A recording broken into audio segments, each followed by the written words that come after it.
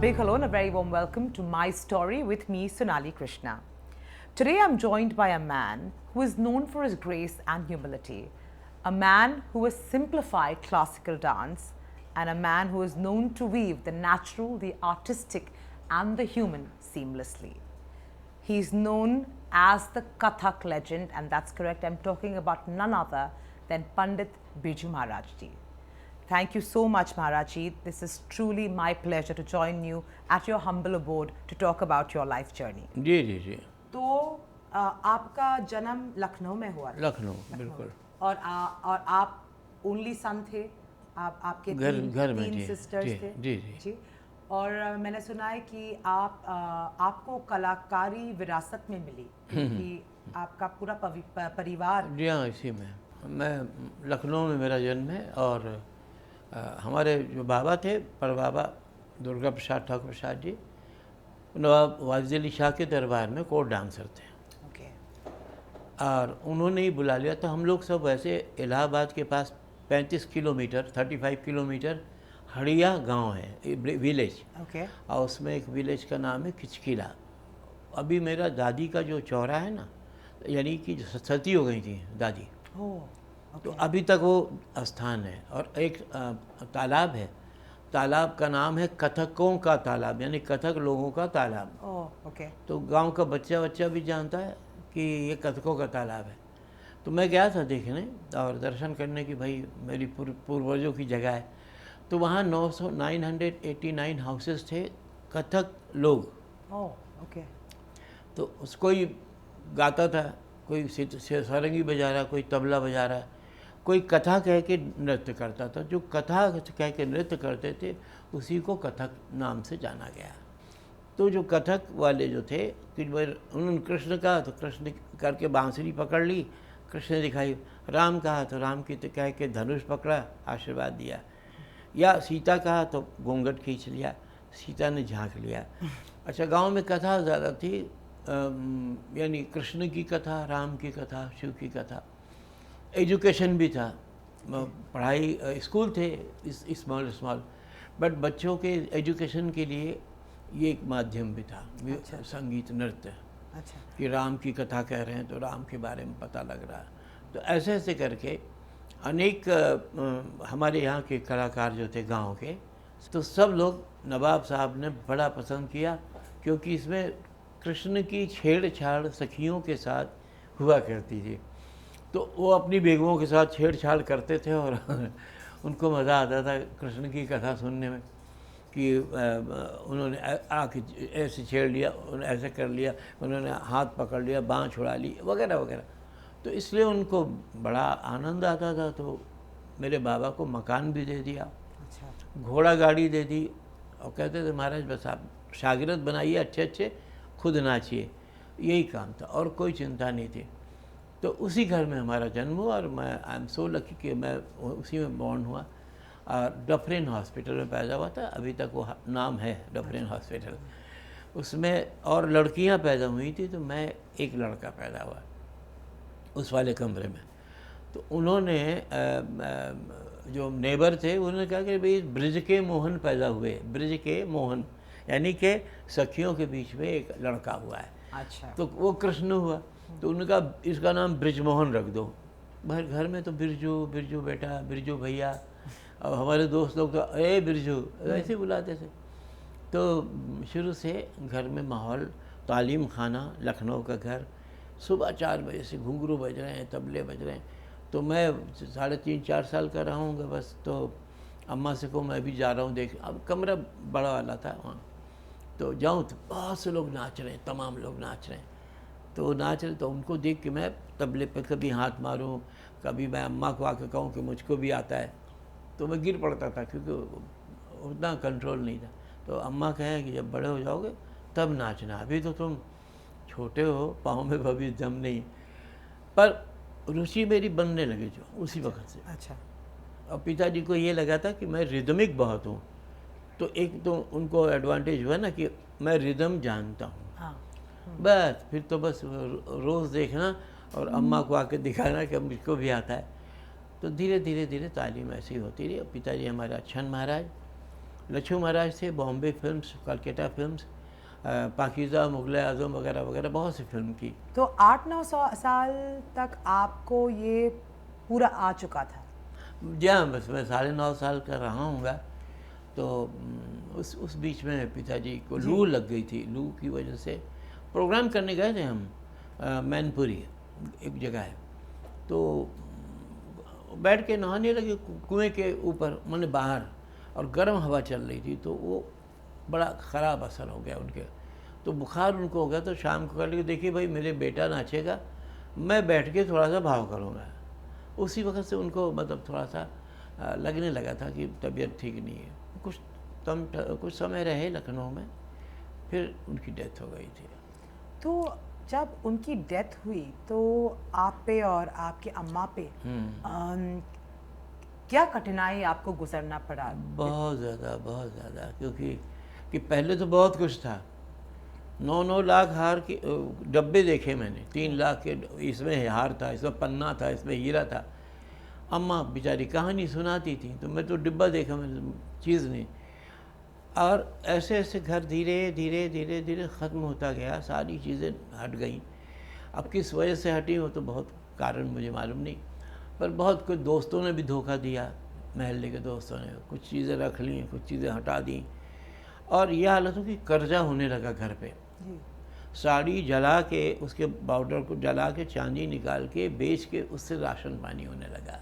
और उसके बाद अम्मा परेशान तो रही हमारे साथ साथ बेचारी, और कभी राय बास बरेली जाना। एक मुस्लिम सरकार थे, संत, उनके यहाँ हमारे बाबा नाचे, हम नाचे, उर्स में बहुत नाचे, हम भी नाचे। वहाँ ले जाएं कि शायद सरकार कुछ दे दें। नेपाल महाराज के यहाँ हम लोग पहुँचे, पैदल गए थे हम, 3 दिन में पहुँचे थे काठमांडू। कितने साल के थे आप? मैं 11 का। हाँ। और महल्ले से पैसे कर्जा लेके शादी हुई, मतलब सब तमाशे ऐसे हुए।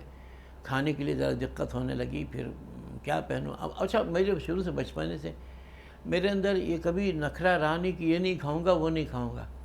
रोटी प्याज ठीक है अम्मा, ये भी अच्छा है, खिचड़ी अरे बढ़िया सबसे। तो मैं कभी भी आज भी मेरे अंदर ये है कि खाना जो भी है वो अच्छा है मेरा, मतलब कभी मेरे अंदर वो नहीं। और पहनने के मामले में अब शागिर्द जो शिष्य होती हैं वो दे देती हूँ, पहन लेता हूँ, कोई चॉइस नहीं है। अब मेरी शादी हुई, मैं 18 का था, मेरी बीवी थी उस वक्त 13 साल की, बनारस। अम्मा ने सोचा जब पिताजी नहीं रह गए, लड़का कहीं इधर उधर बहक जाए, इससे बेहतर है इसको शादी कर दो। हाँ, मुझे तो पता ही था, मैं तो समझा जनेऊ है। जनेऊ के लिए लखनऊ गए तो कह लगे अब तो सब लग गया, उपटन लगाते हैं ना बुक, मैं समझा जनेऊ हो रहा है। चाचा जी कह लगे तेरी शादी भी है। मैंने कहा शादी भी है? कहाँ शादी? बस शादी हो गई। तो मैंने कहा अचानक? हाँ अचानक। तो ये कठिनाई की दौर जब आप और आपकी अम्मा हर जगह जा रहे थे, तब तक आपने नाच गाना आपका चालू था? हाँ बिल्कुल चलता रहा। अम्मा ने कहा था कि देखो बेटा, चना खाओ, खाना ना मिले ठीक से, अपना अभ्यास और रियाज ना छोड़ना, जो तुम्हारे पिता ने तुम्हें सिखाया उसको जारी रखना। तो आपके मन में क्लियर था कि आपको कथक ही करना है? नहीं बिल्कुल, ऐसा कुछ डाउट ही नहीं था? ना कोई सवाल ही नहीं। तो ये जो कठिनाई का दौर था कितना साल चला? मेरे ख्याल से पिताजी के बाद 10 की उम्र से 10, 11, 12, 13, 14, मैं 15 साल का हुआ हूँ, 14-15 का, तो मैं दिल्ली आया हूँ। कपिला दीदी, कपिला वात्स्यायन, वो हमको लेकर आई। वो कौन थी? हमारे पिताजी की शागिर्द। ओके। और अभी भी उनका तो नाम बहुत मशहूर है, बहुत अच्छा लिखती हैं, बहुत किताबें लिखी हैं उन्होंने। तो उनका मैं ट्रायल पे दिल्ली ले जाती हूँ 6 महीना के लिए। अगर लड़का काम कर गया तो मैं आगे बढ़ा दूँगा। तो मैं 4.5 साल वहाँ रहा हूँ। तो फिर भारतीय कला केंद्र, फिर भारतीय कला केंद्र से कथक केंद्र बना अलग से एक, तो उसमें हम चले गए। हम डायरेक्टर भी रहे, गुरु भी रहे। तो महाराज जी, आपका नाम पहले बार कभी पूरे दुनिया भारत में गूंजने लगा, वो कभी था? वो था जी, ऐसा है, कोलकाता में मनमथो नाथ घोष की ऑल बंगाल कॉन्फ्रेंस में मैं केवल 14-15 साल की उम्र का था। और वो प्रोग्राम इतना अच्छा हुआ बड़ी गुरु लोगों की कृपा से कि पूरे हिंदुस्तान में अखबारों के ज़रिए में छप गया। अच्छा। फिर बम्बई वालों ने भी सुरसिंगार संसद ने हमारे पास भी आई है। बस फिर तो क्या था, साल में 7-8 दफ़ा कलकत्ता, 7-8 दफ़ा बम्बई, बॉम्बे और कलकत्ता। तो मैं कलकत्ते को कहता हूँ माँ, कैरियर की माँ, और पिता कहता हूँ महाराष्ट्र को। तो इंटरनेशनली आपको इंटरनेशनल जो परफॉर्मेंसेस थे वो कभी स्टार्ट हुए? 62 रशिया। पहला परफॉर्मेंस रशिया में था? रशिया में सब ग्रुप, हमारा बड़ा ग्रुप था, कुमार संभव लेके गए थे। और तब से जो शुरुआत हुई भी रशिया 3 महीना, फिर अमेरिका, ये वो बहुत सी जगहों पर हम तो घूमते रहे। आपके जो 3 सिस्टर्स थे उन्होंने भी कथक सीखा? नहीं, मेरे यहाँ औरतें जो थीं हाँ जी। वो बच्चों को संभालती थीं और दूर दूर तक पैदल तो जा नहीं सकती थी। कारण क्या कि 4 किलोमीटर जाना है पैदल, तो जो पुरुष थे वही जाते थे पैदल, और कथा कहने वाले सब कथाकार तो आदमी ही होते थे ना। जी। तो ये चेंज कभी हुआ? ये अगर कथक सिर्फ पुरुषों के लिए था बहुत सदियों के लिए, ये चेंज कभी हुआ कि औरतें भी? हाँ जी, हाँ जी। ऐसा है कि नवाबों के यहाँ जो दासियाँ कहलाती थी ना, बेगमें नहीं जी, दासियाँ, तो दासियों को तालीम थोड़ी सी मिलने लगी थी दासियों को। अच्छा, फिर वो मतलब वो भी महल में ही, मतलब बाहर तो नहीं, महल में। फिर लड़कियों से थोड़ा थोड़ा शुरू हुआ, हल्का हल्का। फिर जैसे इसी तरीके से जब स्वराज हुआ हम लोग का, फिर जो एजुकेशन पाने वाली लड़की, मैंने तो एक ट्यूशन की थी कानपुर में, मुझे याद है। वो उनकी अम्मा ने कहा कि इसको ताल में जयमाला लेके दूल्हे को पहनाना, बस इतना सिखा दीजिए। सोचिए ज़रा, मैं सिखाने गया था डांस, इतना सिखा दीजिए। तो मैंने कहा अजीब ट्यूशन है, इनको और कुछ नहीं, टुकड़ा तिहाई नहीं सिखाना है, सिर्फ चल के रिदम में जाके माला पर। मैंने कहा कोई बात नहीं, ट्यूशन करेंगे। तो ऐसे भी टाइम आया, और खत्री लोग जो जाती थी, और खत्री कास्ट, ये लोग, कुछ लोगों ने घर में तालीम रख रखा था। पर उसी वक्त तक, जैसे कि बच्चों की पढ़ाई 8वीं क्लास 9वीं क्लास तक है, बस उसके बाद बस फिर चाहे गाना सीख लो, बजाना सीख लो, लेकिन डांस धीरे छोड़ दो। अच्छा। तो ये प्रॉब्लम थी काफ़ी दिन तक, मुश्किल होता था। घर के जो अच्छे घर के लोग हैं नहीं, कारण क्या, उसका कारण क्या हुआ था कि हमारे यहाँ मुस्लिम हिंदू भांड जो नकल करते थे, भांड लोग होते थे, कश्मीरी भांड कहलाते थे, वो मतलब मजाक सुनाते थे ताकि लोग हंसें। फिर एंड में क्लासिकल पूरा डांस सब शुरू होता था, पूरा सुबह तक 4 बजे शुरू हुआ। तो इस तरीके से अच्छा, तवाइफों ने भी सीखा। और जो अब असली में जो तवाइफें पुरानी थी, वो वाकई में 2-2 घंटे गाना गाएंगी, ख्याल, सब ठुमरी, दादरा, और कथक भी नाचती थी, लेकिन कायदे का कथक। पर जैसे फिल्मों में कथक दिखाते हैं ना, तो वो बड़ा भयानक वाला दिखाते हैं। अच्छा। और इसलिए क्या हुआ कि कथक पे थोड़ा सा नाम खराब हुआ कि अरे कथक करना देखो, तो वैसा नहीं था। कथक तो मंदिर का है। मैं आपको बताऊँ, मैंने कान में पहना है, ठीक, उन दिनों हम पहनते थे क्योंकि हम डांस भी करते थे, और हमारे यहाँ कंछेदन ब्राह्मणों में होता ही था। पर शुरू में यूपी में जब कोई ऐसा पहना दिखे ना, तो सब आपस में ट्रेन में ऐसे ऐसे इशारा करें, नचने वाला लग रहा है, नचनिया लग रहा है। तो हम कहते थे नहीं जी, हम हमारे कपड़े की दुकान है, हम बजाजा वाले हैं, खतरी, उनके आप तो पहनते हैं। अच्छा छुपाता था मैं कि भाई नाचने वाला क्यों? नहीं। वो अच्छा नहीं था उन दिनों में? वो लोग उसको, उनको अजीब लगता था ना। ये तो बाद में समझिए आपकी, जब धीरे धीरे प्रभु की कृपा हुई और गुरुओं की, और इंस्टीट्यूशन बने, एजुकेशन बढ़ा, तब समझ में आया कि ये भी एक काम है। जिससे पहले लोग पूछते थे अच्छा नाचने का शौक़ है, तबला बजाने का शौक़ है, लेकिन काम क्या करते हो, सवाल तो ये। बाद में सबको समझ में आया कि ये भी एक बहुत बड़ा ज़रूरी काम है और बहुत ही आनंददायक काम है। नृत्य, संगीत, गाना बजाना, ये भी एक आनंद का हिस्सा है आपके जीवन में। तब सबको लगा हाँ। पर अभी भी आपको ताज्जुब होगा कि अभी लोगों के दिमाग में ये होता है भाई काम क्या करते हो जी, चेंज नहीं हुआ है। अजीब बात है ना। कुछ लोग समझ भी गए, कुछ लोग नहीं भी समझे, पर ये बढ़ावा तो सरकार को भी देना चाहिए कि देखिए आपके अब यहाँ दिल्ली में फैकल्टी में नहीं है डांस, अच्छा। म्यूज़िक है ओके। और तमाम जगह है, मतलब पूना में है, कलकत्ते, सब जगह है, रविंद्र भारती पूना में भी, और सब जगह पर डांस है। आप एमए कर सकते हैं डांस के ज़रिए, बीए कर सकते हैं, यहाँ नहीं है। अजीब सी बात है, जिस राजधानी में हम बैठे हैं जी। तो ये बढ़ावा सरकारी भी मिलना चाहिए। और विदेश जब भी हम लोग जाते हैं तो यही कहते हैं हम भारत से आए हैं, तो उस वक़्त कल्चर और ये दिमाग में सब क्या आता है कि अरे ये सब पूरा भारतीय कल्चर जो है वो संस्कृति है वो लेकर, वो हुला हुप से नहीं आएगा, वो ब्रेक डांस से नहीं आएगा, वो तो उनकी नकल कर रहे हैं। जी। हाँ, रस्सी पे लटक जाओ, कपड़े कम पहनो, ये तो उनकी नकल है। हम लोग तो आज भी उसी अदब से हैं। जी।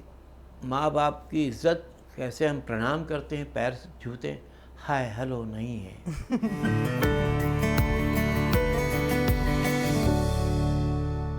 महाराज जी, जहाँ पे आप बड़े हुए, जहाँ पे आपने आपका बचपन गुजारा, वहाँ पे तो आप हिंदू मुस्लिम सब लोग साथ साथ जा कलाकार है या नॉर्मल लोग हैं, साथ में जिंदगी बिताई। आज का माहौल देखेंगे और आपका माहौल देखेंगे जब आप बच्चे थे, आपको लगता है कि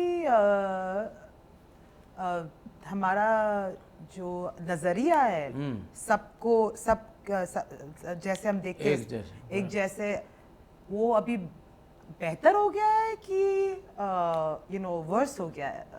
मेरे ख्याल से बेहतर तो नहीं कहूँगा जी ना, बेहतर नहीं। आपका समय बेहतर था? बिल्कुल बिल्कुल साहब, हम लोग सब आपस में सफदर चचा की मस्जिद सामने, मैं इधर रह रहा हूँ, मुहर्रम हो रहा तो हम लोग घुंघरू नहीं पहनते थे, सोचिए ज़रा। हाँ। कि घुंघरू पहन के नहीं नाचना है, हाथ पैर हिलाओ, लेकिन 15 दिन मुहर्रम में घुंघरू ना पहनना। तो हम दोनों आपस तो एक दूसरे में रिस्पेक्ट, ये बात। हाँ। और जब होली हो तो उनको मैं रंग देता था, वो भी आते थे। तो ये सब चीज़ें मतलब एक समय में बहुत माने खुले आम हम लोग ऐसे थे। अभी कॉन्शियस हो जाते हैं थोड़ा, भाई कहाँ प्रोग्राम है, क्या प्रोग्राम। जी। किसी ड्राइवर से ही पूछना हो कि भाई तुम हिंदू हो मुस्लिम हो, मतलब जैसे कोई बात मुझसे निकल रहा है, हाँ। थोड़ा कॉन्शियस हो जाते हैं। तो ये होना नहीं चाहिए। जी। जी। भारत तो भाई सबका है। वो वही वैसे ही प्रेम है हम लोगों का आपस में, पर उसकी कमी है कुछ।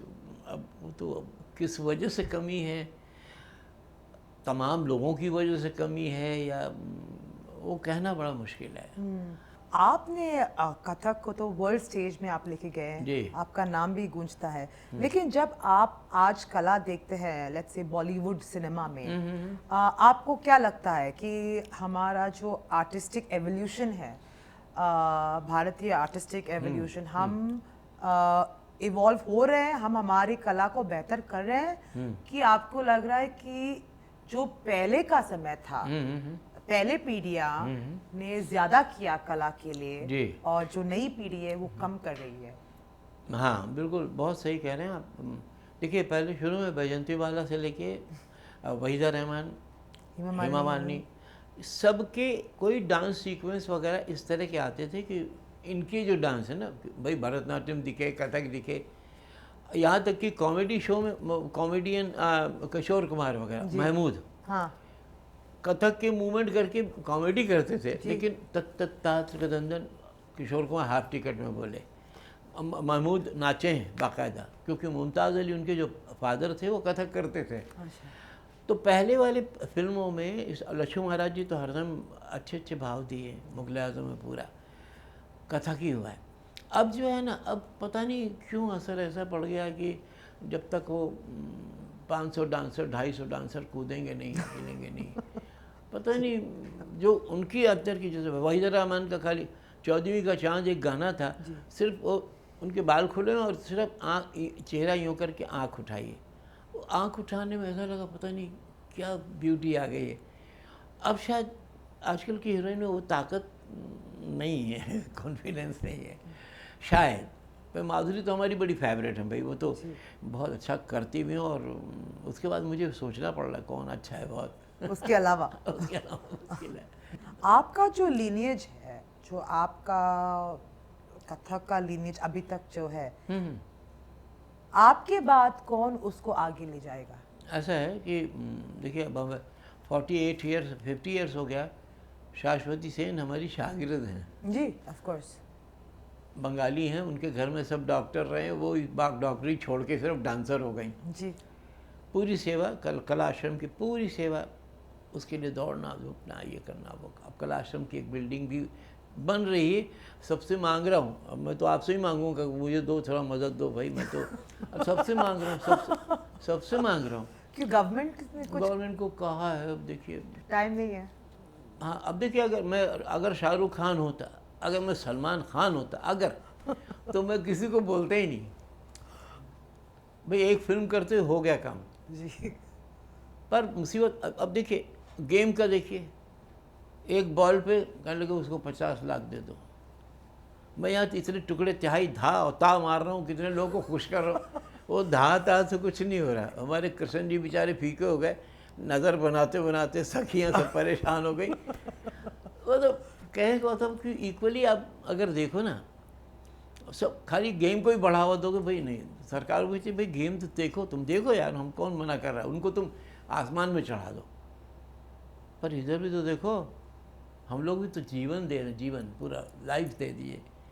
भीमसेन जोशी बेचारे सबसे आखिर में रतन भारत में कहाँ जाके सोचा है जब वो मरने लगे, बिस्मिल्लाह खां आखिर में। देखिए ये कायदा नहीं हुआ है। जब आदमी तरोताज़ा है तब आप दे दो जो कुछ देना है। जी। थोड़े दिन महसूस तो करे कि हाँ मुझे मिला है, वो मानो महसूस ही नहीं कर पाया, चला गया वो। ये तमाशे हैं सब दुनिया में। हाँ जी। तो आई मीन जो आपने आपके टाइम पे हासिल किया, हाँ हाँ। ये तो no thanks to the government.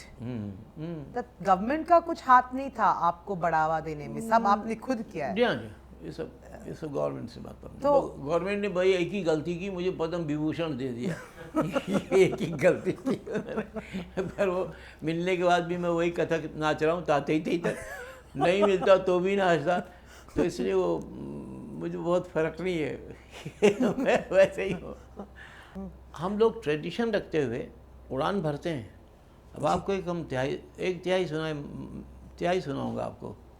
बिल्कुल देखिए, आधुनिक है। आधुनिक से मतलब ये कि ट्रेडिशन है और आधुनिक है। अब एक चिड़िया अपने बच्चे को दाना देने आ रही, घोंसले में बच्चे बैठे हैं। अब हम जिंदगी है हमारी, अब गिनती आ रही, 1 2 3 4 3 4, एक बर्ड आया, 1 2 3 4 3 4, उसके बच्चे 1 2 3 4 5 4 5, वो मांग रहे खाना।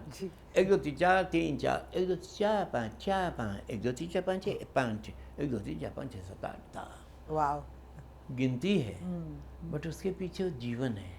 मूवमेंट ही जीवन, और लय जो है वही जीवन है। हमारे अंदर, आपके अंदर, दुनिया के अंदर लय के बगैर हम कोई नहीं है। हर धड़कन लय है। महाराज जी, अभी आप किस चीज़ में बिजी हैं? एक एल्बम बन रहा है मेरे गाने का, मेरे लिरिक्स। ओह वाह। मैं लिखता भी हूँ, बहुत कुछ लिखता हूँ, तो उसका एक एल्बम बनने की तैयारी चल रही। और आप गाने वाले हैं? जी हाँ। आप हमें हमारे शो में थोड़ा गा लीजिए। अच्छा चलिए गा देते हैं। बाबा की ठुमरी है।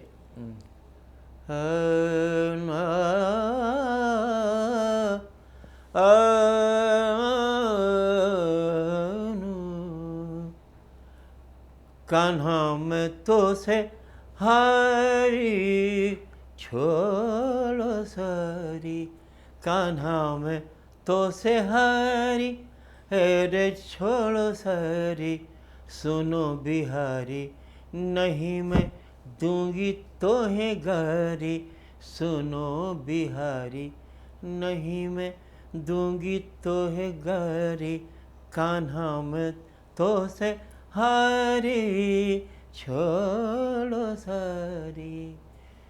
निश दिन छेड़ करत नहीं जानत, पन घटवा की गैल सखीरी, छोड़ो जी पट घूंघटा ना उल्टा, बिंदा सुनो ये नहीं माने, देखें सब नारी, कान्हा में हाथों से हाथ, अब से वाओ, बहुत अच्छा, बहुत अच्छा। उस नोट पे बहुत बहुत धन्यवाद महाराज जी, जी। आपने हमें टाइम दिया, बस। इतनी खूबसूरती से आपने हम आपकी ज़िंदगी के बारे में बात किया। जी, जी, जी। Thank you so much. I am sure जो दर्शक के हैं जो देख रहे हैं वो बहुत प्रसन्न हो जाएंगे। बिल्कुल।